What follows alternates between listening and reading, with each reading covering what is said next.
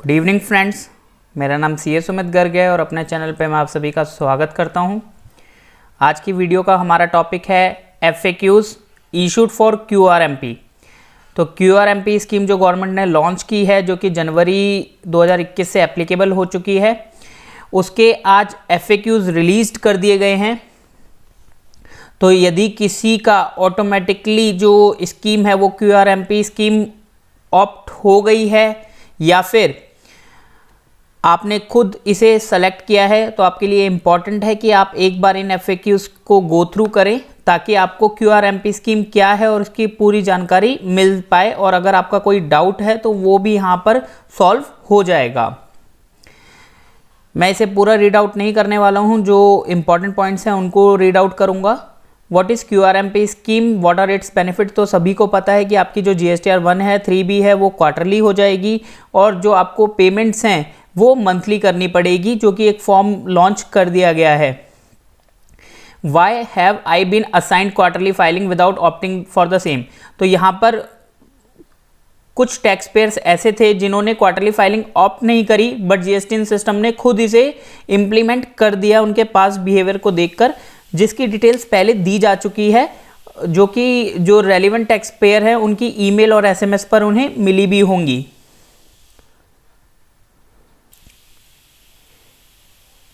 यहाँ पर एक इम्पॉर्टेंट क्वेश्चन दिया है FAQs कि यदि आपकी टर्नओवर 5 करोड़ से ज़्यादा भी है, इवन इन दो केसेस भी हो सकता है कि आपको क्वार्टरली फ्रीक्वेंसी अलॉट कर दी हो। जो क्वार्टरली फ्रीक्वेंसी है वो आपको आपकी टर्नओवर के बेस पे दी गई है, जो कि आपने GSTR 1 या GSTR 3B में फाइल की है। अब हो सकता है कि आपने कुछ आपकी एग्जेम्प्टेड सप्लाईज हों जो कि आपने GSTR 1 में नहीं दिखाई हो या फिर 3B में नहीं दिखाई हो, तो उस केसेस में जो आपकी total aggregate supplies GST portal पर है वो हो सकता है 5 करोड़ से कम हो, लेकिन एग्जेम्प्टेड को मिलाकर अगर वो 5 करोड़ से ज़्यादा है तो यहाँ पर आपको एडवाइस किया गया है कि जनवरी से मार्च के लिए तो आपका क्वार्टरली सिस्टम ने किया है, बट अप्रैल ऑनवर्ड्स आपको एडवाइज्ड है कि आप QRMP स्कीम्स को ऑप्ट आउट कर लें। यहाँ पे नेक्स्ट क्वेश्चन है कि क्या ऐसा भी हो सकता है कि आपकी टर्नओवर 5 करोड़ से कम है लेकिन फिर भी आपको मंथली फ्रीक्वेंसी असाइन कर दी हो। तो यहाँ पर डिपार्टमेंट ने क्लैरिफाई किया है कि जो QRMP स्कीम है वो ऑप्ट तभी हो सकती है जिस दिन आप ऑप्ट करना चाह रहे हैं उस दिन तक कि आपने सारी रिटर्न्स को फाइल कर दिया है। यदि आपने रिटर्न्स को फाइल नहीं किया है, इन दैट केस आप इस स्कीम को ऑप्ट नहीं कर सकते। तो यहाँ पे इन्होंने इलस्ट्रेशन दिया है कि अगर 25 फरवरी को आप सेलेक्ट करना चाह रहे हैं, ऑप्शन अवेल करना चाह रहे हैं, तो अगर देखेंगे तो 25 फेब इस डेट को जो जनवरी वाली मंथ की रिटर्न्स है उसकी डेट निकल चुकी है। तो यहाँ पर आपकी GSTR 3B अगर जनवरी की फाइल नहीं की है तो आपको मंथली फ्रीक्वेंसी अलॉट हो जाएगी, आप इस स्कीम को ऑप्ट नहीं कर पाएंगे। सिमिलरली अगर आप 19 फरवरी को इस चीज़ को सेलेक्ट कर लेते हैं, तो अगर आप देखेंगे 19 फरवरी में जो ड्यू डेट है 20 फरवरी होती है, यानी कि अभी तक जनवरी मंथ की रिटर्न्स की डेट नहीं आई है। इन दैट केस अगर आपने दिसंबर मंथ की रिटर्न फाइल कर रखी है तो आप इस स्कीम को ऑप्ट कर पाएंगे, अगर आपने फाइल नहीं कर रखी है तो आप इस स्कीम को ऑप्ट नहीं कर पाएंगे।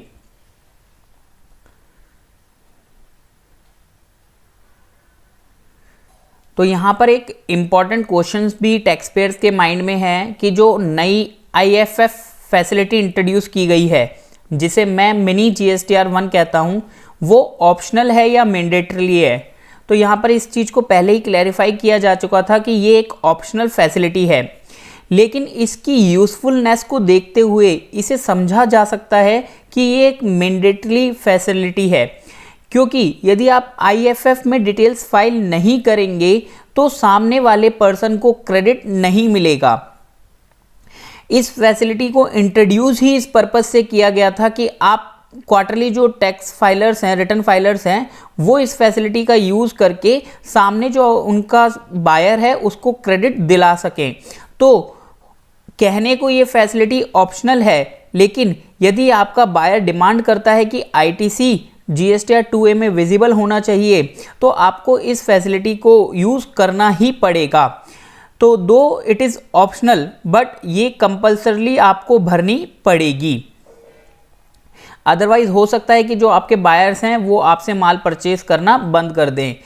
IFF की भी एक ड्यू डेट डिसाइड की गई है जो कि 30th of the next month है। 13 तारीख के बाद आप इसे नहीं भर पाएंगे। आपको जो बिल है वो फिर अगले मंथ की IFF यूटिलिटी में शो करना पड़ेगा। पेमेंट के लिए हम पहले डिस्कस कर चुके हैं, या तो आपने लास्ट मंथ में जितना पेमेंट किया है उसका 100% पेमेंट कर सकते हैं, या लास्ट क्वार्टर में जितना पेमेंट किया है उसका 35% पेमेंट कर सकते हैं, या फिर आप सेल्फ असेसमेंट करके भी इस मेथड में पेमेंट कर सकते हैं और पेमेंट की due date 25th of the next month रहेगी।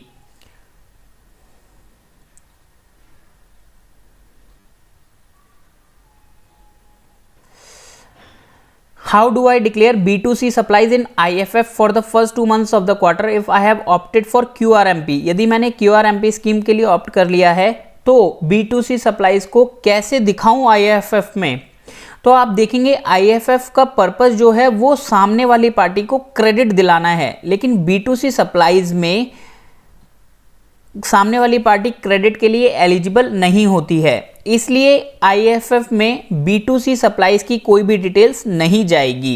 यानी कि supplies made to unregistered person are not required to be declared in IFF, these may be declared in form GSTR 1 for the quarter. तो जब आप quarterly return file करेंगे उसमें आप B2C supplies दिखा सकते हैं।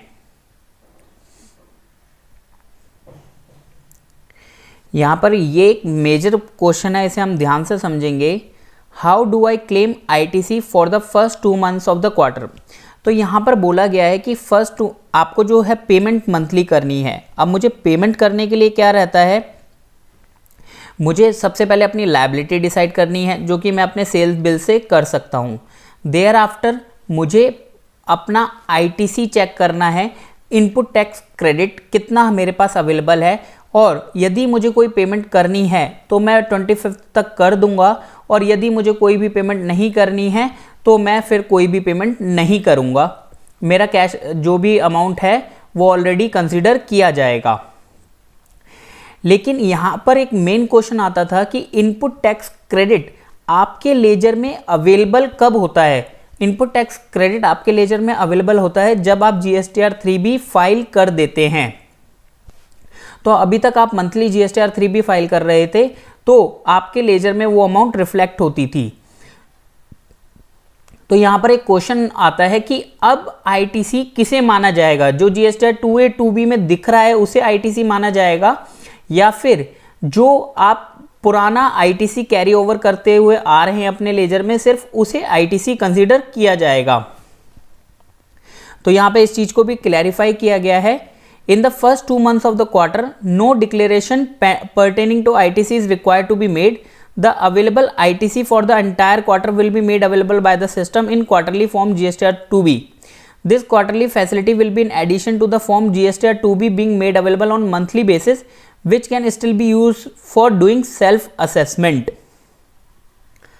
तो यहाँ पे क्या बात की गई है? यहाँ पर बोला गया है कि अब आपको एक क्वार्टरली फॉर्म GSTR 2B भी दिया जाएगा जिसमें जो आपका टोटल क्वार्टर का क्रेडिट है वो डिस्प्ले किया जाएगा। तो क्या मंथली GSTR 2B बंद होने वाला है? इन्होंने इस चीज़ को क्लैरिफाई किया है कि जो मंथली GSTR 2B है वो बंद नहीं होगा, वो अभी भी अवेलेबल रहेगा। एंड यहाँ पर इस लाइन को आपको इंपॉर्टेंट समझना चाहिए, which can still be used for doing self assessment. तो यानी कि ये कह रहे हैं कि जो सेल्फ असेसमेंट की जो टैक्स लायबिलिटी हमें पे करनी है, ज़रूरी नहीं वो ITC का जो अमाउंट है वो हमारी लेजर में ही अवेलेबल होना चाहिए। यानी कि अगर GSTR 2B में भी कोई क्रेडिट दिख रहा है तो मैं अपना सेल्फ असेसमेंट करते वक्त उस क्रेडिट को माइनस कर सकता हूं। यानी कि जो मेरी टैक्स लायबिलिटी है उसमें से GSTR 2B में जो भी मेरे को उस पर्टिकुलर मंथ तक क्रेडिट दिख रहा है उसे मैं माइनस कर सकता हूं और देयर आफ्टर डिसाइड कर सकता हूं कि मुझे कुछ टैक्स पे करना है या नहीं पे करना है। इसी के साथ हम अपनी ये वीडियो ख़त्म करते हैं, और इन केस अगर आपको कोई डाउट है तो आप यहाँ पर कमेंट बॉक्स में कमेंट कर सकते हैं। Thank you so much.